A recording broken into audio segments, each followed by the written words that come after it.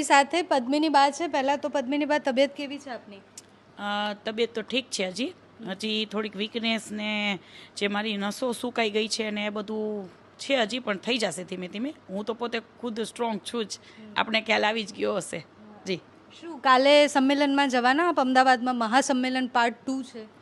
જી આ ચોક્કસપણે મને ફોન આવ્યા છે અને જવાની છું. પીટી મામા સાહેબનો મને ફોન આવ્યો કે આપને પધારવાનું છે. બીજું પણ ઘણા બધાના ફોન આવ્યા છે, એટલે હું જવાની છું. અચ્છા, સંકલન સમિતિની બેઠક થઈ, મુખ્યમંત્રીના ત્યાં બેઠક થઈ, આની પહેલાં પણ અનેક બેઠક થઈ હતી. એક બેઠકમાં તો આપ પણ હાજર હતા, જ્યારે ક્ષત્રિય સમાજના જે ભાજપના નેતાઓ છે, જે આગેવાનો છે, એ ત્યાં હતા, ત્યારે પણ આપ હાજર હતા. શું લાગે છે, નિરાકરણ કેમ નથી આવી રહ્યું? ના, ચોક્કસપણે એવું લાગે છે, પણ હવે કાંઈ વાંધો નહીં. અમારી તો જે લડત છે રહેવાની છે, અને હું મક્કમ જ છું, અને હંમેશા લાસ્ટ સુધી હું મક્કમ જ રહીશ. લડત અમે હજી આપશું, અને કાલે હજી શું થાય છે હું જોઈશ.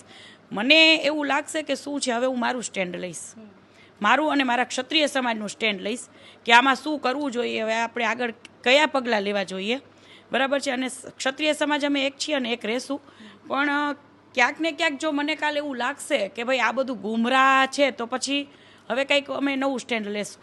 અચ્છા જી, એટલે તમારું એક્ઝેક્ટ સ્ટેન્ડ શું છે? કારણ કે એક તરફ ઘણી બધી મહિલાઓ છે, જેમ કે ગીતાબા હોય કે પછી પ્રજ્ઞાબા હોય, કે જેમને જોહરની વાત કરી હતી. ઘણા બધાને એવું લાગે છે કે એમને સાઇડલાઇન કરવામાં આવે છે. હાજી, ચોક્કસપણે. એ તો અમે બધા તો કહેતા જ નથી ને કે આજે દુનિયા પબ્લિક જોઈ રહી છે કે ગીતાબા પરમાર છે, એ પણ પ્રજ્ઞાબા છે, બીજા 2-3 લેડીસો છે કે જે બહાર નીકળાતા જ એમને પણ ઘણી બધી એ લોકો નહીં, પડદાની પાછળ કેટલા બધા લોકો અત્યારે હેરાન થઈ રહ્યા છે. અમુકે જેલ કાઢી છે, અમુક એને જેલમાંથી છોડાવ્યા છે. અમારા ભાઈઓ જે સૈલુભાઈ છે, ટીકુભાઈ છે, એ લોકોની એક આપણે કહીએ ને કે ફાઇટ આપી છે એ લોકોએ. તો બધાને આજે બધા લડત આપી રહ્યા છે. તો મોકો ક્યાંક ને ક્યાંક મળવો જોઈએ. 2-3 વ્યક્તિઓ એમ કે અમે કંઈ એમ જ કરવાનું, તમારે અમે કંઈ એટલું જ બોલવાનું, અમે આમ, એ આજે પણ હું નહીં સ્વીકારું અને કાલે પણ નહીં સ્વીકારું. જી. અચ્છા, તો મતલબ કેમ બે વિચાર અલગ થાય છે? એક સંકલન સમિતિ છે જે એવું કહે છે કે અમે ક્ષત્રિય સમાજને બધાને સાથે લઈને ચાલીશું, અને એક તરફ જે અલગથી લડાઈ આપી રહ્યા છે, પ્રજ્ઞાબા હોય, ગીતાબા હોય કે કોઈ પણ હોય, પીટી જાડેજા તો સમિતિમાં જ છે, પણ જે અલગ અલગ આગેવાનો છે જે લડત આપી રહ્યા છે, એના વિચારો અને સંકલન સમિતિના વિચારો મેચ કેમ નથી થઈ રહ્યા? હવે એમાં એવું છે કે સંકલન સમિતિ આખી સમિતિનો વિરોધ નથી. એમાં કોઈ 2-4 વ્યક્તિઓ એવા છે કે શું હોય છે ખબર નથી પડતી. આખી સંકલન સમિતિનું મને નથી ખબર એમાં કેટલા વ્યક્તિઓ છે. કાલ હું જઈશ, બધું જ જાણીશું કે આમાં શું છે શું નહીં, કેમ કે અત્યાર સુધી મને તો કાંઈ કોઈ ખ્યાલ નહોતો. પણ જે છે એ અમારા ભાઈઓ છે, અમારો સમાજ છે. આ જે લડત છે અમે સાથે મળીને, મને એવું લાગશે કે શું છે શું નહીં હું જાણીશ. બરાબર છે. પછી અમે અમારું સ્ટેન્ડ ચોક્કસપણે લેશું. ક્ષત્રિય સમાજ અમે મારી સાથે રહેશે તો પછી અમે એ રીતે સ્ટેન્ડ લેશું. અચ્છા, આપે તો એવું પણ કહ્યું છે કે બી ટીમ છે. જી ના, મેં તો એવું નથી કહ્યું બી ટીમ છે, પણ હવે ક્યાંક ને ક્યાંક જોઈએ શું છે. કેમ કે જે અમારી લડત દેવાની મેન જે રણનીતિ અમે રચી હતી, એનો ટાઈમ વયો ગયો છે અત્યારે. કે જે અમે ગ્રાઉન્ડ ઉપર આવીને લડત આપતા હતા, એ માની અમારું રહી ગયું હોત તો અત્યારે અમારી જીત થઈ ગઈ હોત. એ ટાઈમ ચૂકી ગયા છીએ. હવેનો આગળનો ટાઈમ તો પણ અમે લડત તો આપીએ જ છીએ અને આપશું. અમે અડગ જ છીએ. જી. અચ્છા, પદ્મિની બાનો સાથ દેશે લોકો? કારણ કે હવે તો કાલે તો 19 તારીખ છે. ફોર્મ ખેંચાવવું હોત તો બી આટલા સમયમાં ખેંચાઈ ગયું હોત, ના ભરાવું હોત તો બી ભરાઈ ગયું હોત. આજે તો અમિત શાહે પણ કીધું કે વિવાદ જેવું કંઈ છે જ નહીં, ક્ષત્રિયો અમારી સાથે જ છે. જી, હવે જોઈ લઈએ શું છે શું નહીં. સંકલન સમિતિ અત્યારે પોતે હાથમાં લીધું છે, તો હવે સંકલન સમિતિ શું કહેવા માગે છે, તો અત્યારે તો અમે જોઈએ શું થાય છે શું નહીં. જોઈએ. અત્યારે આપ સંકલન સમિતિનો હિસ્સા બનવા માટે તૈયાર છો? અત્યારે ક્ષત્રિય સમાજ માટે થઈને ભવિષ્યમાં મને એવું લાગશે કે જો ભાઈ મને મારું સ્પષ્ટ છે કે મને બીજું કાંઈ રાજકારણ કે આ કે તે એમાં મને રસ નથી. જે આપણે લીધો છે ઝંડો કે ના આપણે, તો એવું મને લાગશે તો હું ચોક્કસપણે જોઈન્ટ થઈશ. નહીંતર અત્યારની જે આ પોઝિશન છે એના માટે હું મારા સમાજ માટે થઈને જોઈન્ટ થઈશ, અને અમારે જે કાર્ય કરવાનું છે એ અમે સાથે મળીને ચોક્કસપણે કરશું. અચ્છા, જે સમિતિ છે એમાંથી ઘણા બધા લોકોના એવા પણ નિવેદન આવ્યા છે કે અત્યારે જે પણ વધારે આગળ વધી રહ્યું છે, કે જે આગેવાન બોલી રહ્યા છે, એ બધા પોતે નેતા બનવા માંગે છે કે પોતાના વર્ચસ્વ માટે લડે છે. જો હવે હું પોતે કોઈ દિવસ હજી સુધી બોલી નથી, મારે બોલવું પણ નથી. ફર્સ્ટ ફાઇટ તો અમે જ આપી છે. અમે પ્રજ્ઞાબા, ગીતાબા છે, મારા વંદનાબા, કૃપાલીબા, અમારા શીતલબા, પ્લસ જાગૃતિબા, બરાબર 10 લેડીસો જે હતા અમે આપી છે ફર્સ્ટ ફાઇટ. તો અમે એવું કહીએ તો કે જીતનો ઝંડો તમારે લોકોને જોઈએ છે. અમે એવું બોલીએ તો આવું બોલાતું જ નથી સંકલન સમિતિથી કે ભાઈ હીરોને નેતાને બનવું છે. અમારે હીરો નેતા નહીં, અમારા બહેનો દીકરીઓના સ્વમાનની લડાઈ છે, બરાબર. અને એટલે અમે સ્વમાનની લડાઈ લડી રહ્યા છીએ. આમાં કોઈ નેતા કે કોઈ હીરો કોઈ એવું નથી. એ તો દુનિયા જોતી હશે કે કોને હીરો બનવું છે અને કોને નેતા બનવું છે. અમે તો અમારા સ્વમાનની લડાઈ આપીએ છીએ અને અમે સત્ય સાથે આપીએ છીએ. જી. અચ્છા, હવે ચાન્સીસ ખૂબ જ ઓછા છે કે પરસોત્તમ રૂપાલા બદલવામાં આવશે કે કંઈ પણ થશે, તો શું મતલબ કરશો શું? કારણ કે હમણાં સુધી તો એવું હતું કે ફોર્મ જ નહીં ભરાવા દઈએ. ફોર્મ પણ ભરાઈ ગયું છે. મોટી ઐતિહાસિક રેલી કહેવાય એવી રેલી રાજકોટમાંથી પણ નીકળી છે. અને ઘણી બધી વસ્તુ એવી છે કે જે ક્ષત્રિય સમાજના આગેવાનો, સંકલન સમિતિ અને આંદોલનને નબળું પાડતી જાય છે. તો પણ છતાંય કેમ કે અમે તો અડગ છીએ અને રહેશું, કરશું બધું આગળ જતાં. હવે સંકલન સમિતિ સાથે કાલ જે મિટિંગ છે એમાં શું છે શું નહીં જોઈએ. અને હવે તો લગભગ એમાં ઉમેરો વધારે કરવાના છે કે મોટી સંખ્યા સાથે કરવાના છે, એટલે જોઈએ છીએ. એટલે સંકલન સમિતિના જે 2-5 લોકો છે એના માટે આ બધું છે કે એ લોકો ગુમરાહ છે. આખી સંકલન સમિતિ હવે શું છે, બાણું સંસ્થા છે કે નથી, હજી સુધી મેં કાંઈ જોયું નથી. બાણું સંસ્થા મેં પણ નથી જોઈ કે 92 જણા પણ મેં નથી જોયા. અને મારું એવું નથી કે ભાઈ મને કોકને સારું લગાડવું, મીઠી મીઠી ભાષા, મને એવું બધું ઓછું ફાવે છે. મારું એવું છે કે કોઈ પણ હોય વ્યક્તિ જે ખોટું કરતા હશે ને એને હું મુફત કહી જ દઉં છું. તો લોકો એને એવું સમજે છે, લોકો નહીં પણ અમુક લોકો, કે પદ્મિની ભાભી બધાને પણ ભાઈ અમે જે કરીએ છીએ કરવા દો અને અમારી લડત છે એમાં લડાઈ અમને આપવા દો. તો મને જે આ લડાઈમાં જે પણ મને વચ્ચે નડશે એને હું કહીશ કે ભાઈ પ્લીઝ વચમાં ન આવો, કરવા દો, અથવા તો સાથે રહીને આપણે કરીએ. આ બેનો દીકરીઓની લડાઈ છે, આમાં રાજકારણ પણ વચમાં ન આવવું જોઈએ. પણ ફાઇટ અમે આપશું અને અડગ જ છીએ. અચ્છા, પહેલાં સંમેલનો થયા, પછી મહાસંમેલન થયા, કાલે મહાસંમેલન પાર્ટ 2 છે. એની વચ્ચે વાત હતી કે 300 મહિલાઓને ફોર્મ ભરાઈશું.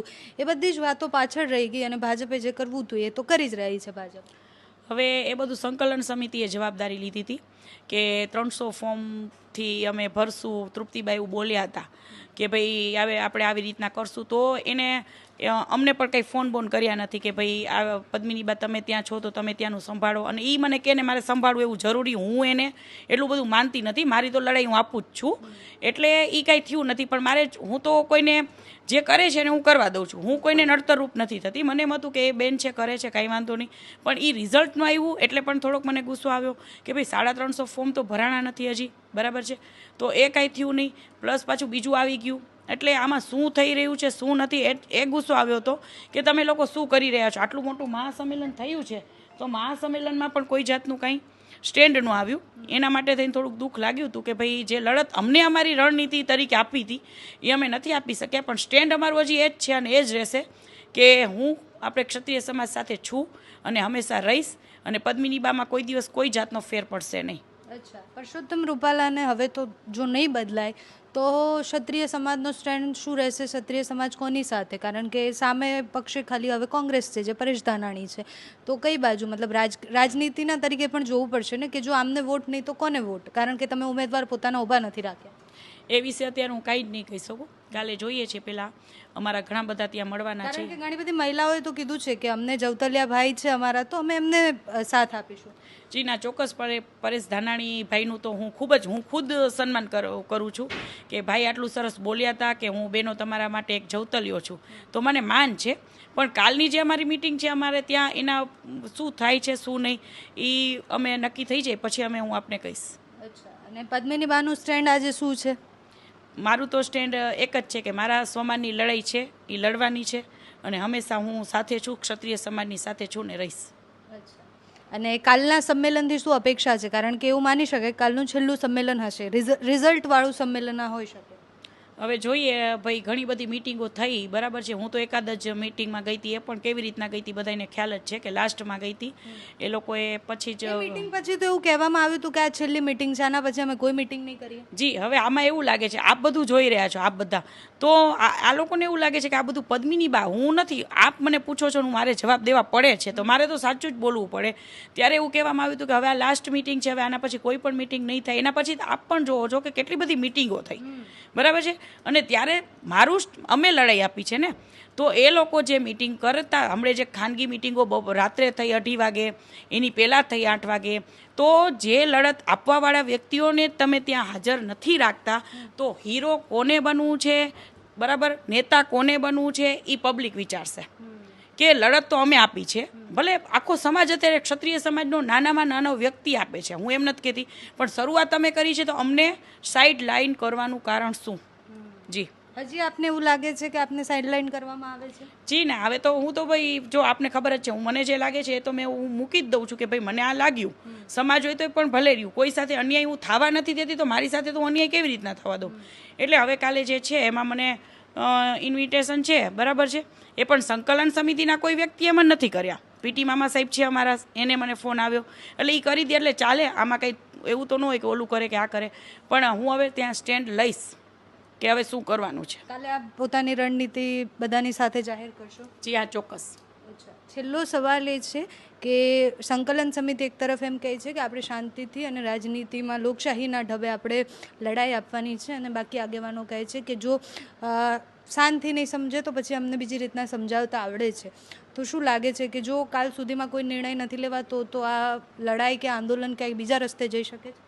જોઈએ હવે કાલે શું થાય છે, ત્યાં શું વાત ચર્ચા થાય છે, પણ અમારી લડાઈ તો છે, રહેશે, અને લડત આપશું અમે. અને છેલ્લો મેસેજ શું છે કે શું જોઈએ છે ક્ષત્રિય સમાજને? કારણ કે આટલા દિવસથી સાંભળીએ છીએ કે આ જ માંગણી છે અને એના ઉપર કોઈ નિરાકરણ નથી આવ્યું. ક્ષત્રિય સમાજને બસ એક બેનું દીકરીઓનું જે સ્વમાનની લડાઈ છે, બસ એક માન સાથે અમારું બધું જળવાઈ જાય, એ જ ક્ષત્રિય સમાજને જોઈએ છે. અને જ્યારે આ આપણે થયું હતું મહાસંમેલન, તો કોઈ એવું ન સમજે કે અમારા લીધે આવ્યું, ઓલા એમ કે આના લીધે આવ્યું, એવું નથી. આ બધું જે અહીંયા ભેગું થયું હતું, એ એક બેનો દીકરીઓના સ્વયંભૂ બધા આવ્યા હતા. બેનો દીકરીઓની લડત છે એટલે સ્વયંભૂ બધા પોતે આવ્યા હતા, બેનો દીકરીઓ માટે આવ્યા હતા. સંકલન સમિતિ એવું ન સમજે કે અમારા માટે આવ્યા હતા. જી, આ હતા પદ્મિનીબા, અને પદ્મિનીબાની તબિયત તો હવે ઠીક છે. કાલે મહાસંમેલનમાં પણ આવવાના છે, મહાસંમેલનમાં પોતાની રણનીતિ પણ કહેવાના છે. તો હવે સંકલન સમિતિ સાથે એમના વિચારો મેચ થાય છે કે કેમ? અને કાલની મહાસંમેલન જે પાર્ટ 2 છે, રાજકોટમાં તો મોટું મહાસંમેલન થઈ ગયું, હવે અમદાવાદમાં જે થવાનું છે એમાં ક્ષત્રિયો શું નક્કી કરે છે એ જોવાનું રહ્યું.